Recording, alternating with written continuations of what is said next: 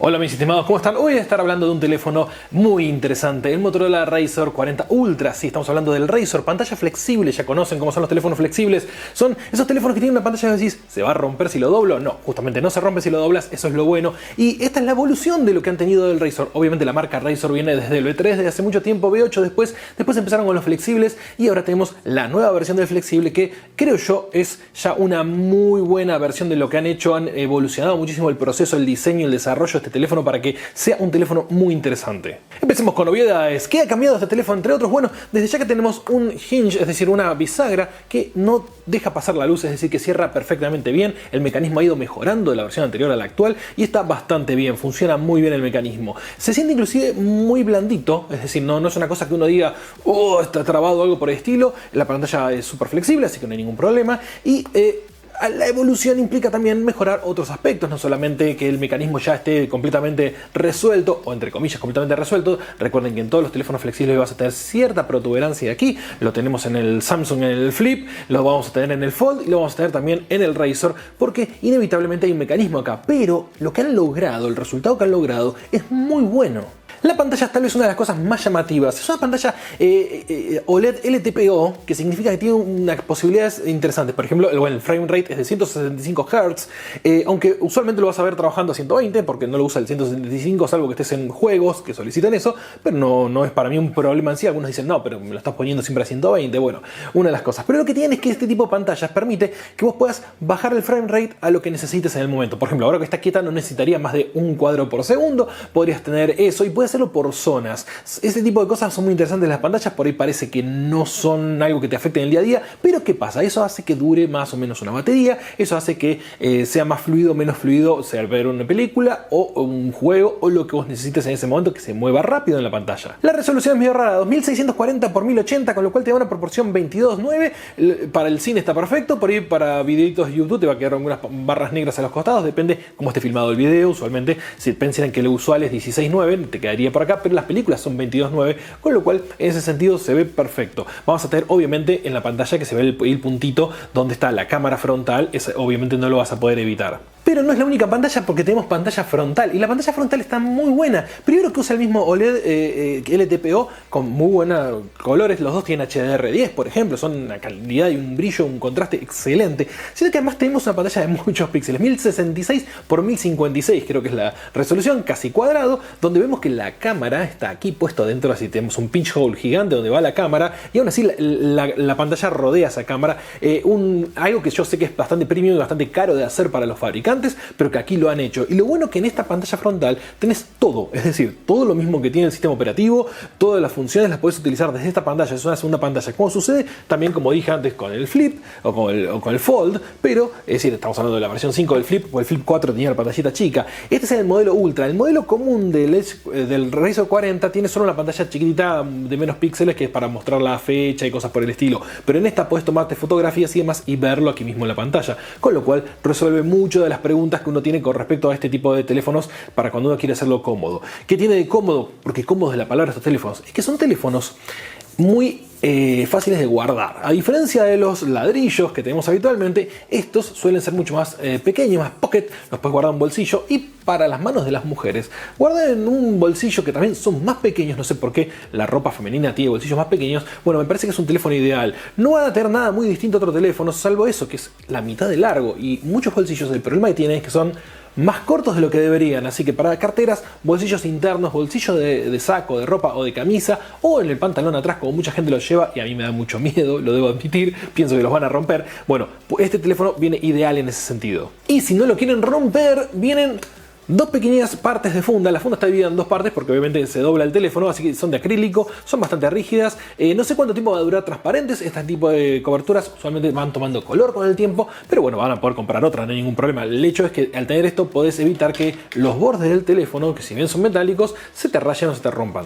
Por dentro tenemos un Snapdragon 8 generación 1 hecho a 4 nanómetros, un procesador que es tal vez de la generación anterior. Los teléfonos más nuevos de Motorola también tienen el generación 2, pero este en particular lo hicieron con el generación 1 muy probablemente algún tema de supply chain o simplemente porque dijeron es lo que ya tenemos diseñado, pongámoslo y lancémoslo al mercado.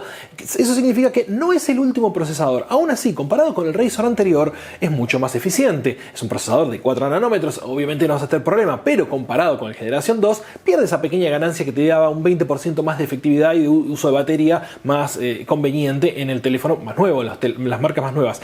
Sí hay que tener en cuenta algo, estos teléfonos como se doblan, significa que el procesador está o en un lugar o en otro lugar. Significa que puede disipar menos calor, tiene menos superficie metálica en la parte posterior en la cual poder disipar el calor. Así que estos procesadores de este tipo de teléfonos suelen estar controlados por temperatura y bajan el voltaje para ir un poco más lento cuando, bueno, se empieza a calentar. Entonces no vas a tener un procesador que va a ir al 100% de la velocidad. Tampoco creo que nadie lo necesite, en esto voy a ser completamente sincero. Para mí los procesadores de teléfono yendo a 2 GHz es una barbaridad, innecesaria, pero porque vende el número grande, bueno, se publicita así, pero la verdad que no hace falta en lo más mínimo. Tenemos modelo con 8 GB de RAM y modelo con 12 GB de RAM. Obviamente eso depende del gusto y el costo de cada uno. Y podés tener de almacenamiento 256 o 512. El de 512 sí o sí con 12 GB de RAM. Memoria obviamente sobra. El UFS de la memoria es UFS 3.1. Existe actualmente el 4.0. Obviamente muy pocos teléfonos con 4.0. La mayoría de los de esta generación van a tener 3.1. Eso significa que es la velocidad del chip de memoria, es decir, la versión del controlador que hace que vaya más o menos rápido. No vas a notar mucha diferencia. Con respecto a las cámaras, interesante algo. Motorola decidió utilizar para este teléfono un sensor, no el quad bayesiano que utilizaban siempre, que tomaba 4 píxeles y los transformaba en uno, sino que decidieron tomar un sensor de 12 megapíxeles con píxeles más grandes. Por ende, el f es de 1.5, eso es la apertura. Significa que nos puede entrar más luz al píxel. Lo único que puede llegar a generar un problema con eso es, bueno, fotos muy cercanas que por ahí tengan poca profundidad de campo. Pero mucha gente últimamente quiere que la foto tenga poca profundidad de campo. Igualmente, eso también ayuda mucho en que en las fotos con poca luz, es decir, en el modo oscuro, si bien tiene modo noche, ayuda muchísimo el tener una apertura mayor porque entra más luz al sensor. El sensor ultra wide es el mismo del Razr anterior, el de 13 megapíxeles con una apertura de 2.2. Y si bien teniéndolo así, obviamente cerrado, podés tomarte una selfie sin ningún problema, también tenés obviamente una cámara selfie acá mismo. Así que la cámara selfie lo que tiene en particular es un sensor más común, creo que es el mismo que tenía el anterior de 32 megapíxeles, creo que el f2.4, es un sensor común y corriente que está aquí abajo, es un pinch hole, así que nada, vas a tener fotos selfie. Y por suerte las fotos selfie son muy buenas en este teléfono, es decir, debo aclararlo, me sorprendió mucho que tenga buena calidad. Usualmente las cámaras selfie son malas en todos los teléfonos, pero este salieron muy bien todas, así que lo recomiendo. En el video tenemos, en las cámaras principales tenemos 4K hasta 60 cuadros por segundo, si utilizamos el ultra wide es hasta 30 cuadros por segundo, después tenemos más velocidades en el resto de los modos, es decir, 1080 y demás, lo típico que ofrece el Snapdragon, así que siempre está atado al procesador eso. En el caso de la cámara frontal también puede grabar 4K a 60 cuadros por segundo. Conectividad, tiene NFC, tiene Wi-Fi hasta 6, tiene puerto USB-C como corresponde, es 2.0, no es 3.1, con lo cual no es el más rápido del mundo. No tenemos conector de auriculares en ninguno de los teléfonos gama alta y en los flexibles no vi ninguno que lo tuviera, así que eso a acostumbrarse, por ende no hay radio FM. Sí, todavía hay gente que me lo pide, pero bueno, no lo tiene, vale aclararlo eso. El sonido sale por los dos parlantes, es bastante bien balanceado, a veces el tema que el que se usa auricular tiene un volumen distinto al que se usa externo aquí atrás. En este caso no he tenido problemas de balance, es bastante normal eso, en este caso no, así que para ver películas es bastante útil. El sensor de huellas dactilares lo tienen acá en el costado, no está frontal, está en el costado, como usualmente pasa con todas las pantallas flexibles. En algún momento ya podrán poner un ultrasónico debajo de la pantalla en las flexibles también, por el momento no, por el momento siempre tienen que ir del lateral.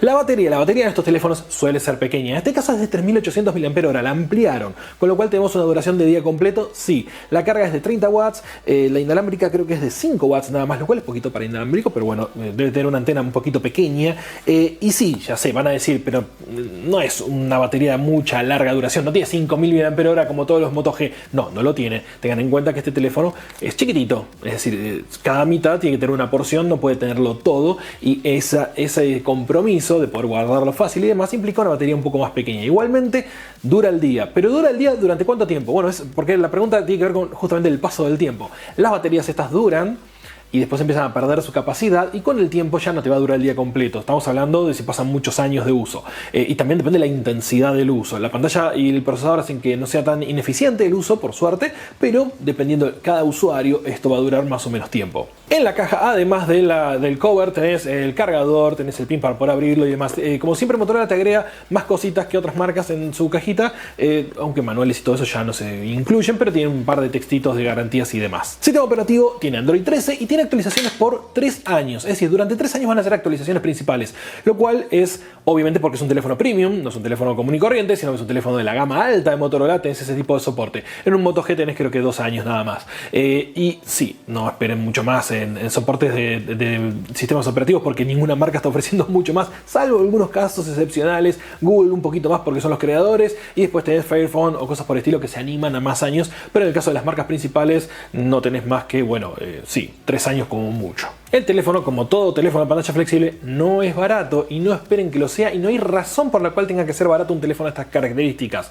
Paguen lo que vale y punto. Esa sería mi recomendación, si te interesa. Sí hay planes, sí hay formas de conseguirlo un poquito más barato o pagos en cuotas, dependiendo cada fabricante. Bueno, en el caso de Motorola no me acuerdo en este momento si tienen algunas cuotas, pero siempre suelen lanzar algún programa especial. Algunos hacen programas de canje y demás, eso averigüenlo porque entran a la tienda oficial y se van a enterar qué opciones tienen para este teléfono. Lo que sí me parece es que es un muy buen competidor del Flip 5, aunque el Flip 5 le gana en el procesador. Esa es la diferencia que tiene entre uno y el otro. Pero ¿qué pasa? La experiencia del Android de Motorola suele ser más pura que la de Samsung, que suele estar un poco más llena de cosas propias por el One UI.